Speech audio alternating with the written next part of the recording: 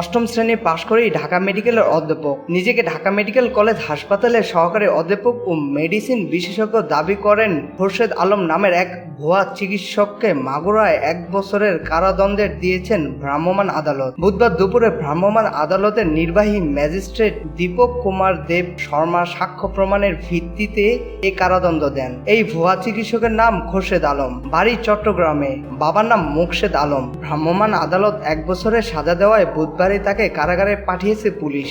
ভ্রাম্যমাণ আদালতের ম্যাজিস্ট্রেট দীপক কুমার দেব শর্মা জানান, ঢাকা মেডিকেলের সহকারী অধ্যাপক বিসিএস ও নিউরো মেডিসিন বিশেষজ্ঞ পরিচয় দানকারী খোরশেদ আলম ঢাকা মেডিকেল থেকে এমবিবিএস ও এফসিপিএস মেডিসিন, এমডি নিউরোলজি এবং লন্ডন থেকে এফআরসিপি ডিগ্রি অর্জন করেছেন বলে দাবি করার পাশাপাশি ব্যবস্থাপত্রে এই সকল ডিগ্রি উল্লেখ করেছেন। এই পরিচয়ে 1.5 মাস ধরে তিনি মাগুরা শহরের গ্রামীণ মেডিকেল সার্ভিসেস এই রোগী দেখে আসছেন। তবে যাচাই করে দেখা গেছে তার সকল সনদই ভুয়া। তার পড়াশোনা আসলে অষ্টম শ্রেণী পর্যন্ত, যে কারণে ভ্রাম্যমাণ আদালতের মাধ্যমে তাকে 1 বছরের কারাদণ্ড দেওয়া হয়েছে।